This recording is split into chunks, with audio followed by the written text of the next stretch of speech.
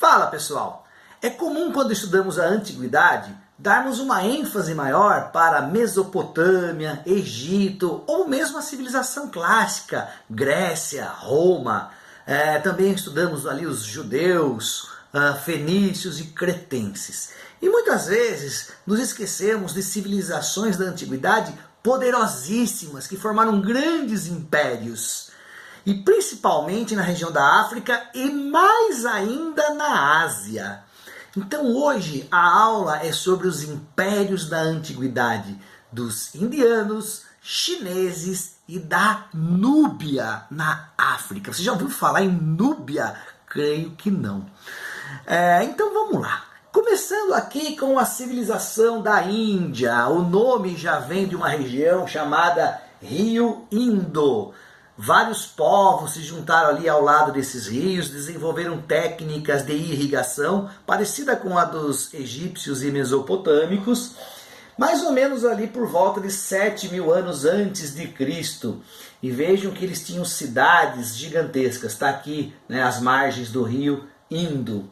E essa civilização também tinha uma religiosidade muito grande. E a sociedade se baseava nessa religiosidade. Assim surge o budismo, tá? O hinduísmo, melhor dizendo, o hinduísmo surge antes do budismo. É a terceira maior religião do mundo, perde para o cristianismo e o islamismo.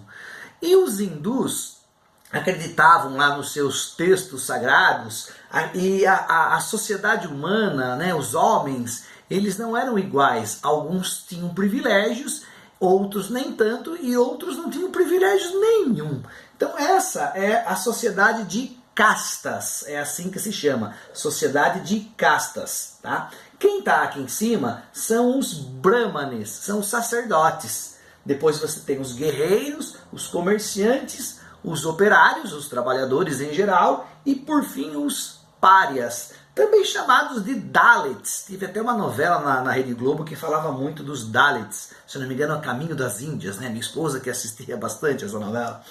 Então, os párias eram os intocáveis. Essa sociedade indiana, por muito tempo, né, prevaleceu dessa forma. E isso trouxe desigualdade, perseguição, racismo entre eles. Hoje se combate muito essa sociedade de castas, mas em algumas regiões do interior da Índia ainda prevalece essa ideia. Tá? Dentro dessa sociedade hinduísta, né, surge também o budismo, que eu vou falar agora para vocês. Aqui é um templo budista, vocês estão vendo lá no fundo a estátua de Buda, de ouro no caso aqui. Aqui é um templo dos hindus. Essas duas religiões acreditam na reencarnação. E os hindus, eles acreditam no karma. Nós temos uma coisa chamada karma. Nós, não nós, das religiões monoteístas como o cristianismo, o judaísmo ou o islamismo. O ser humano, o hindu, ele acredita no karma. O que é isso? Se nós sofremos em vida, se nós temos uma vida tumultuada, nada é ao acaso. Estamos pagando algo de vidas passadas. Isso seria o karma, tá? Então todo sofrimento se justifica dessa forma, tá ok? Eles são politeístas, tá? Os hindus. Apesar do budismo ter surgido na Índia, não é na Índia que o budismo tem mais força, e sim na China, que a gente vai falar daqui a pouquinho, tá? Aqui tem um momento que os indianos acreditam na purificação da alma. Vocês estão vendo aqui o famoso rio Ganges. É um rio enorme. Vejam quanta gente está lá se banhando, acreditam estar se purificando. É um rio muito sujo, cara. Nós aqui achamos esse ritual muito estranho, né, da civilização ocidental. Como que essas pessoas entram nesse rio, se banham, achar estar se purificando? É um rio muito sujo, muito poluído, tá? Mas enfim, é cultura, eles acreditam, e nós temos que levar em conta algo chamado alteridade. O que é a alteridade? não criticar a cultura alheia, a diferente da nossa, né? Você pode comparar culturas, ou seja, como é a cultura nossa, como é a cultura ocidental, como é a cultura oriental. Você está fazendo comparações. Agora, julgamentos são perigosos, então não vamos julgar esse momento que eles acreditam estar se purificando ali no sujo rio Ganges, tá bom?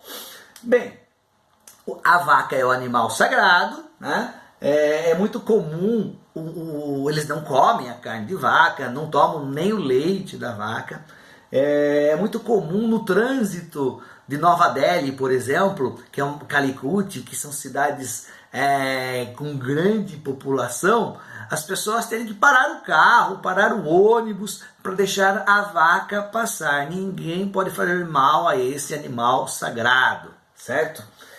Passando agora para a civilização chinesa. Ao fundo vocês já estão vendo a grande muralha da China, né? Uma construção gigantesca que foi feita para que os chineses se protegessem dos mongóis que viviam ao norte, que também é um outro império que não vou falar nessa aula de hoje, né? O grande império mongol, principalmente liderado por Gengis Khan.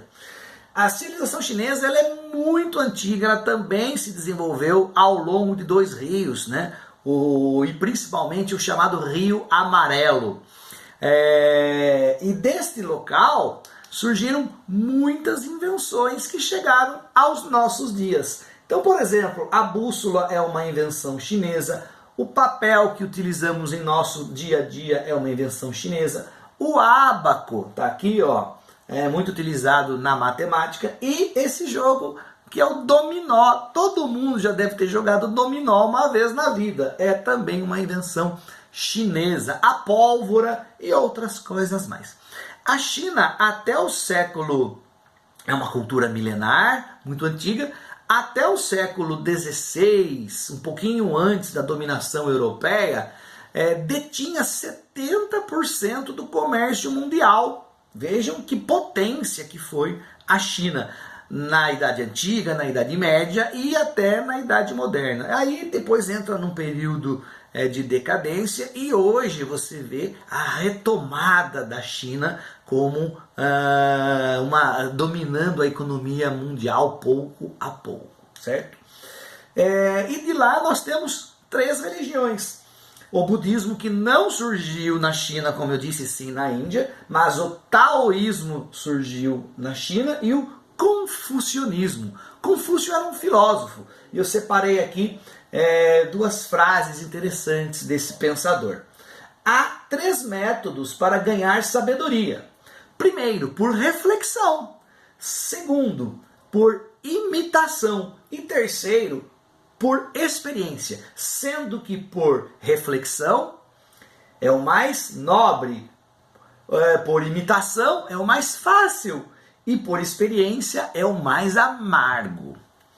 E esta outra frase, não se preocupe se os outros não o compreendem, preocupe-se com o fato de você não compreender os outros, tá? Para vocês pensarem aí no seu dia a dia, esses 2 momentos de Confúcio. Daí vem o confucionismo, não esqueçam, tá? A China sempre valorizou a educação, até hoje, naqueles exames internacionais que medem conhecimento em ciências, em matemática, os chineses estão sempre entre os primeiros colocados. Equilíbrio do corpo e na mente, por isso que as artes marciais surgem da China, Kung Fu, por exemplo. E o imperador, não existe mais imperador na China nos dias de hoje, né? Tem até um filme, O Último Imperador, de Bernardo Bertolucci. O imperador era considerado o filho do céu, ok? Saindo da Ásia, vamos para a África, onde teve a grande civilização da Núbia e o reino de Kush. Vejam nessas estátuas, lembram faraós, né? Sim, nós tivemos faraós negros na história. E aqui está o grandioso rio Nilo, que até pouco tempo atrás era considerado o maior rio do mundo. Hoje não é mais, né? Hoje é o Amazonas. O nosso Amazonas. Foi feita uma nova medição.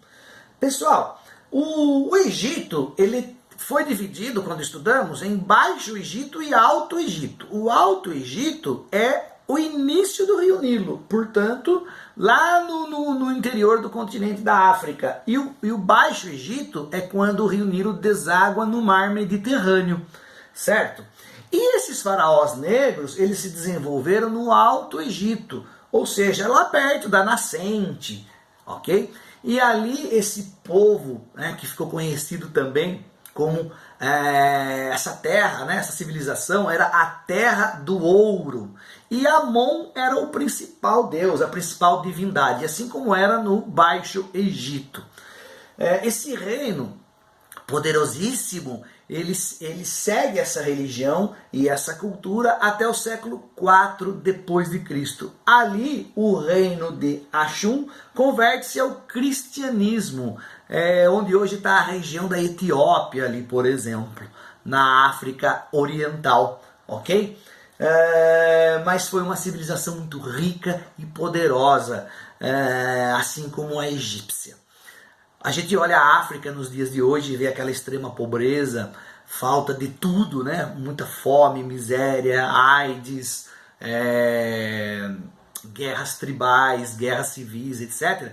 Mas a África teve momentos de grandiosidade, como foi o reino de Ashum, ok?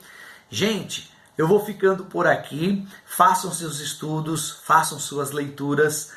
É comum cair com mais frequência nas provas, nos vestibulares, essa antiguidade oriental que não faz muito parte da nossa cultura, tá bom? Um abraço, até a próxima aula.